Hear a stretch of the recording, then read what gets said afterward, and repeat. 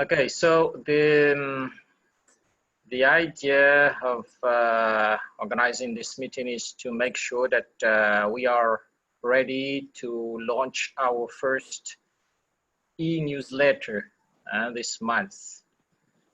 The deadline is quite short because we will have to finalize it by the 28th, which is within 10 days. Within 10 days, we must finish that e-newsletter. So this is what I've been thinking. Now, these are just draft ideas. I picked ideas from the flight while I was traveling. So you can just bring your input. These are just a few ideas. So why do we need to create and publish a newsletter now? It is to inform the stakeholders and to bring the relevant information to our stakeholders. It's not only informing about something that is happening, like anything that happens at AFAS Secretariat or country forums, but it's also bringing very relevant information for stakeholders. If we want our stakeholders to consume our newsletter, we want them to be addicted to our newsletter, it has to be very relevant newsletter. Now, target audience are the target audience for our newsletter. And here we need to start discussing a little bit. I would like to know what you think and put percentage about the audience. Are farmers our audience? Are development agents in general, broad, our audience? Are extension workers our audience? Are extension managers, researchers, policy managers? So that is my first question. What do we think? Because what we will write, what we will put in that newsletters depends on our audience. If our audience are mainly, for instance, extension workers, then we have to provide a lot of information about extension tech approaches, methodologies, tools, and so on. If our audience, the main audience is farmers, then we have to look for more content that are relevant for farmers, and so on. So yeah, first question, and it's open now. What do you think, Brenda? What do you think, Nestor? Whom are our key audience? I think AFAS being related to extension, I think our main focus should first be on extension workers and farmers. Yeah, we collect data on extension workers, on farmers, anything to do with extension. That is what I'm thinking. Though we cannot leave out policymakers and researchers and development agents. Je pense que vous devriez commencer par Nestor. Nestor is doing something else. No, I'm there.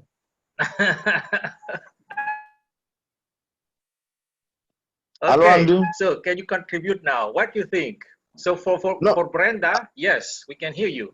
We can hear you now. I said that the target audience is okay for me, but we should also add maybe AFAS network, the CF network as secretariat. Yeah. Yes, AFAS network should be also our target audience. Okay. Yeah. But I think AFAS network is among the extension.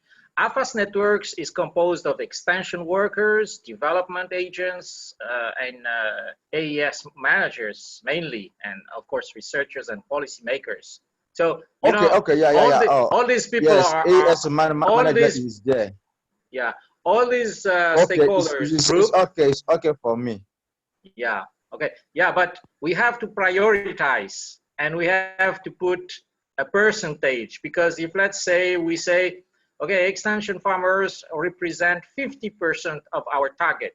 That means that we will channel our newsletter only mainly through AFASnet, through extension workers channels. Now, if we say that our 50% target are farmers, then we would discuss with farmers, for instance, PAFO, ROPA, PROTPAC, EF, and so on, so that we can also disseminate our newsletter through their channels. So this is why we really need to focus on whom do we target in this newsletter, and the content will depend also on that. If we target more farmers, then maybe even we put some fact sheets, some training materials, and so on inside our newsletters, or link to this one. Okay. Yes. Okay. So I just continue now. What is relevant for each stakeholders group? So this is a key question. We don't need to just send information that we want to send. It has to be demand driven. It has to be relevant for our target. Once we decide whom are our target, then we have to make sure that these targets are interested with our content. So it has to be very nicely thought, this aspect. Let me just continue, and then after we will see, we will discuss more.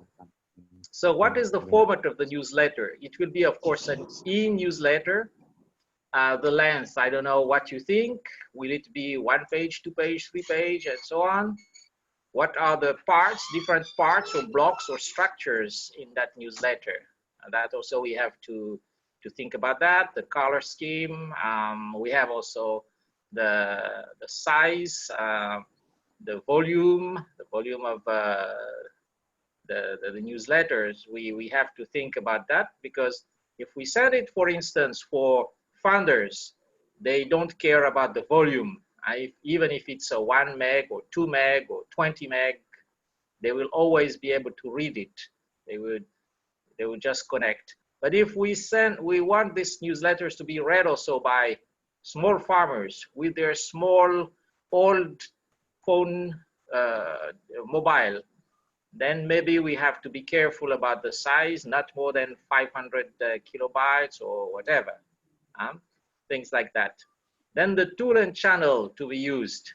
When the e-newsletter is ready, then we will just send it, push it everywhere through different channels. We have to think about that. Of course, we will send it through the D groups. We'll send it through the Facebook, through the Twitter, and so on and so on. But we have to think about that early. Now, the other question is, do we think we will be able to translate it in French this first time? I think that Nestor and I has been recruited because we are both bilingual. So we really need to think about that, we will put some time, we'll allocate some time for the translation. And then the reach. How many persons are we expecting to reach? For instance, do we expect to reach 1,000, 2,000, 5,000, 1 million persons, and so on? So these are few questions about the format and the content and so on. Any reaction about that? Okay, I was asking in terms of size, color, length. I think we need to do something smaller that can be read by everyone. Most people don't like to read a lot of lengthy words. Maybe given like it will also depend on the content. Yeah, that's what I'm thinking. If the content is a lot, then we can try to make it a little bit big. But if the content is not too much, I think we can reduce it. However much we're having farmers, sponsors, or funders, whichever.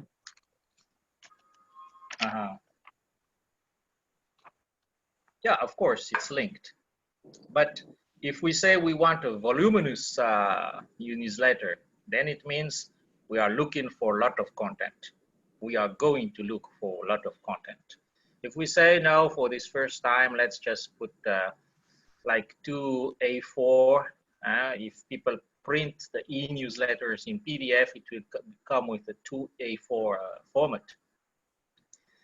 Then maybe we just need to find 5 or 6, maximum 8 contributors, and it will be filled. What do you think, Nestor, about these points? The length, Okay. the length of the document. Yeah. Yeah. No. For the length, I think the length could vary depending on the contribution of different countries. But at the beginning, we can say maybe 5 pages or 6, and we can go above as we are moving on. Our challenge now is to launch our e-news later. Also, in terms of structures, I think we should combine the journalistic style and the scientific style. Or let me correct it, the extension style, not the journalistic only. The extension and the journalistic. Like a blog, like blog. So we can go like extension style and scientific style. Also try to combine writing and pictures, because we have to showcase evidence of some issue we want to raise out. For me, it's okay. Yeah, but the problem of language, I think we can manage that. So you mean French and English? We will see how to manage. Okay, I think that's very important. That Nestor and we agree that we will have both language, because maybe it will be too late to recruit a translator for now. We have just 10 days to finalize this thing, and I'm not sure with the procedure at AFAS we'll be able to recruit a translator quickly to do the translation. So maybe we will have to do it in-house. So be ready for that, Nestor. We'll have to share that task. Yeah, about the reach. What is our expectation? Actually, we have 2,300 something, or I can't remember exactly, members in the D groups. But of course, we won't just use the D groups as the channel. We want AFAS to be very famous now, well known everywhere with a lot of contents. What is our target? Can we do some projection for the first quarter? We will we'll have this amount of viewers or readers, and then the next semester and so on. Let us say 10,000, 1,000 for the beginning, because when we publish the e-newsletter, we have various channels that we can share our information. Apart the AFAS D group, we also have a FaraNet, FaraRail, where we can share. Even Koraf, Asareka, we can share. Yes. Then we will shorten the links of the newsletter and share through Facebook and Twitter. So exactly. I think for the beginning, we can go beyond this 1,000. But let's say for the first month, we can reach 1,000 persons. But I think we will achieve this goal very quickly if we are able to use all those social media channels, Farah, Asareka, Koraf, AFAS. Then we have Facebook, we have Twitter, where we can shorten the link and share. Yeah, even if we send it through PyPart, you know, PyPart is like Yes, 16,000 now. yes. Also, I forgot. Yeah, we Yeah, have a PyPart. a good number of audience there. Yeah, Meaning that our target goes beyond Africa yes, through those exactly. Yeah. network. PayPal is very relevant for us. And it will give us a lot of visibility, of course. But we need to make sure that our content is really relevant. That's the most important. Because, Yeah. for instance, Francois Stepman, who is managing the PyPart blog, if he doesn't see anything relevant there, or if he thinks this is not a very serious newsletters, he will never forward it. You would never accept it. Yeah. So yeah, we need to do something really, really professional this time. Okay, let's go continue, and we can come back after. So this is a tentative agenda. I just drafted on the plane. From my understanding, well, the proposition was to have that newsletters pushed on the web on the 2nd, Monday the 2nd. We can't do it on the end of the month because it will be a Saturday, unless we decide to do it on the 28th, which is a Friday. But the proposition is to send it then on the 2nd. This is the first Monday of March. So this will be this is the proposed calendar. So today we have this meeting, then we start contacting all the contributors until next week, until Sunday. We make sure who is going to propose propose some content, like Country for Us, as mentioned already by Nestor, people at the Secretariat, the board, and so on and so on. Then we start really structuring. When we are sure that we have all the content, we start structuring the newsletter, and we will probably have to contract with one tool like MailChimp. I just wrote MailChimp because this is the best I know. But, yeah. It's the best. It's the best. Yeah, and with that, even we know how many person has read what's named the newsletter. As soon as they open and they start reading, it provides some data analytics. So yeah, probably we'll have to start contracting with them because the structure will be there, and we can start working on the HTML thing.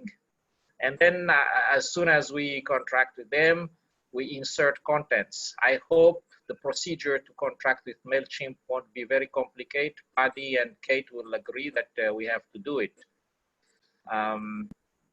Then we insert the content for the next 4 days. And then we have to find the translator. I wrote here contract with reviewer and translator, but maybe for this first month it won't be possible to contract with external translator and viewers. We will do it ourselves. Then start the translation, and then make sure that there are some reviewers, internal reviewers. I know Max will be happy to review. I know Samsung will be happy to review, and so on. And then we can push on the web on the 2nd. So there, the morning of the 2nd, everybody will receive our message, including CTA groups, access agriculture groups, and so on and so on, so that AFAS is more visible now. Then maybe after 3-4 days, we can start a short evaluation. Yes. Because people don't read it. Yes, we'll just look at stats and so on. This is a proposed agenda. I don't know if it's current. What do you think, Brenda? Let's hear from Brenda again now. I think it is okay, but where are we? My question is on the contributors.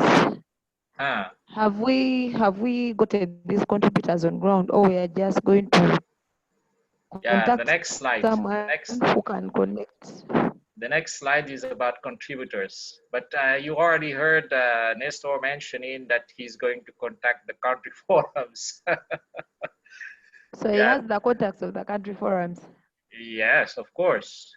We've been working with country forums for a long time. And even if we don't have, we can start with Cameroon, with Ethiopia, with Uganda, those who are already with us. Yeah. Someone like Prof. Orokoyo in Nigeria also, he can be ready to contribute. Mm-hmm. Okay, I think as Brenda said, let us first identify who are the potential contributors, so that by the end of the day we can send an email to request her contribution till before the end of the month. Yes. And then secondly, what kind of information do we need from these contributors that are going to provide for these newsletters? Very good. Good point. Yes. Yeah. That determines the structure of our newsletter. If we contact a scientist, or if you contact policymakers, then you have to allocate some place for these topics. Because you're saying we're looking for someone, I think it was MailChimp, someone who's going to post our information, but it must have content that is worth sharing. Yes. So if we contact these contributors, we need to tell them this and this and this is what we want from you to provide for us, so that we can come up with a newsletter. That's what I'm thinking. Then there's another gentleman called Grace. He works, like he writes newsletters for African Union. I was talking to him yesterday, and he was like, he wanted some newsletters for AFAS. I think that would also be another good platform for us to publish letters for AFAS, to market AFAS under the AU. Great. Yes. I think if we can publish something and reach Africa Union, NEPAD, and these big organizations, that will give even more visibility and credibility to AFAS. So we should do that. Okay, next slide, which answers partly to Brenda's concern. So, whom to contact with for this first newsletter? This is the first list I just drafted. I had a 6 hours flight, so I had a lot of time to think. And you know, when you are in the sky, your brain works better. So I made a very quick list. Maybe it's good to have the AFAS chair introducing a little bit about the vision and ambition of AFAS in the next coming years. That will be just one paragraph. But, you know, like any newsletter, people want to know who is whom. So we put, what's his name again? Patrice's photo with his short introduction about the vision, mission, and ambition of AFAS. Then maybe the AFAS ID also, what is trendy, what are the main things happening, the buzz things at AFAS for the next years. So maybe you talk about the projects, also the ambitions of AFAS Secretariat and so on. Then I've been thinking also about the PAFO chair. You know, PAFO is the Pan-African Farmer Organization. She's based in Uganda. I already asked Max if he could contact her, because she's a very powerful, dynamic lady. If we start asking the farmers, how can we collaborate with them, and what are their interests? How will PAFO benefit from AFAS? Then we have a starting point to enter, an entry point to discuss with farmers, farm organizations, and farmers in the future. So I just wrote that one because it popped in my mind, but it's up to us, of course, to see. Then some AFAS experts, as Nestor mentioned, Prof. Oroko, I don't know whom else, but we have a lot of experts in AFAS. So which expert? Yes. No, I say you are right, because we can convert some most experienced country fora like Malawi, Uganda, also the emerged one like Nigeria, Kenya, Ethiopia, Cameroon, Cote d'Ivoire. We can contact some people, some experts there to share their contribution. Since we just end with extension week in Cote d'Ivoire, someone like Natalie is best placed to give us what have been achieved to Cote d'Ivoire Forum last year, so it can be part of our first newsletter and the way forward. Since Cote d'Ivoire Forum is a newborn, we can appreciate the way forward after the extension week. Exactly. And I already mentioned here, AEW leaders.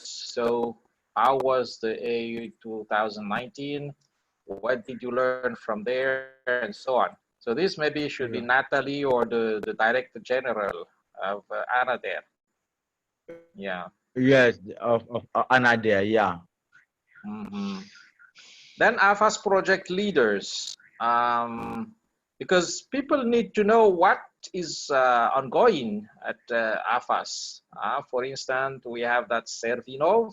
People don't know enough about it. Yeah, and we exactly. Yeah, so I hope for the AFAS projects leaders, Nestor will have something to say about Servinov. What's his name? Samsung will have to say about LMP. Max will have something to say about Desira, Cadex XP. And maybe I will have to say something also about the AFAS Goes Digital or something like that. So yeah, we have a lot of things to say, of course. But it has to be relevant to our readers. What are readers expecting? And we have to present the content in a very sexy way, in a way that people understand and want to continue reading and are expecting the next edition, and so on. Also, the country for our focal persons.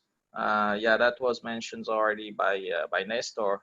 Which activity has been very special in the previous month or quarters? What happened? What are the output? The way forward? So maybe we'll pick one or two. Maybe also we can plan it ahead. So that people, we tell each country, okay, next month it will be your turn. Then in February, in April, it will be your turn. In May, it will be Uganda. In June, it will be Cameroon, and so on, so that you get prepared in advance. You start writing your article. We have to plan like that. If we don't have plans, then we will never go anywhere. Then finally, the AFAS beneficiaries. In this case, preferably, it will be the farmers or maybe some extension workers who benefited from AFAS activities. But the best testimonials will be from farmers. At which occasion did they benefit from AFAS activities? If we get some testimonials on that, that will make a lot of impact on funders and other people who are watching what is AFAS doing. Are they satisfied? What are their next expectations, and so on. So it can be an interview. It can be a video also, because since this is an e-newsletter, we just put the video link there and people will click and they will go to YouTube and so on. It can be, of course, a written short testimonials from any farmers that has been working with the AFAS network. Any comment on that slide? I'm coming to the end now. So, the first newsletter. The the first newsletter we're talking about, Uh-huh. we are just going to focus more on AFAS. What is AFAS? What do they do? Communication from the ED, communication from the chair. A few testimonies, let me say, from the farmers, CF leaders. As we give opportunity to the CF leaders, maybe let's say, like maybe matches for Cameroon, as we give them opportunity to prepare information that we shall publish. Is that what we are going to do, or it is something different from what I'm getting? No, we are exploring together. What you are saying is coherent. We can do like that. Not too much about, yeah, when we say about AFAS, it has to be oriented AFAS working for the farmers, working for the extension workers, AFAS supporting this and that. Not AFAS, okay, I am the chair, I am the ED, I am this and that. Not that. This is institutional information. We can find that on the website. We know will what I'm find saying? it. Yes. Like when the ED is talking, or like the PAFO chair, the AFAS chair, talking about the different projects that have come up and the projects that have phased out, and what plans they have for the farmers and the extension workers concerning these various projects and how they're going to benefit from them. I think we should look at more of how we can promote this in our also helping people, Of course. and reaching out to them. Absolutely. Yeah. I totally concur with that. Yeah. I think Nestor has some internet challenge now. Okay. Oh, that's it. I thought there was something else. No, that's it. So coming back to our agenda, are we realistic about this? Who is going to do what? Who is going to contact whom? And so on. That is the question now. What do you think, Brenda? I think anything related to Uganda, I think we should look at, let's first look at the people within our reach. Yeah. Given our target, are we going to talk to the chair? Are we going to talk to the ED? Are we going to talk to the PAFO chair? So which person is in that country and can access those people? I think we should consider that, so that we can easily have access to the information. So once we get that information, maybe we can give feedback. I managed to meet so and so, this is what I got. I managed to contact so and so, this is the information I got, based on what we want exactly. And then I think that will ease our work. Instead of maybe assigning, Brenda, you're going to work with the EU leaders, which EU leaders maybe are like in Cameroon, and it is Nesta who can easily have access to them. That's what I'm thinking.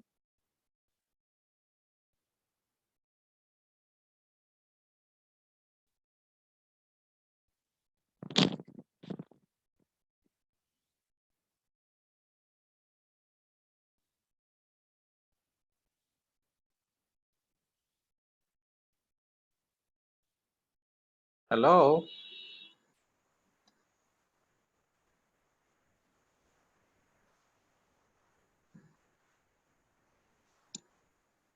Hello?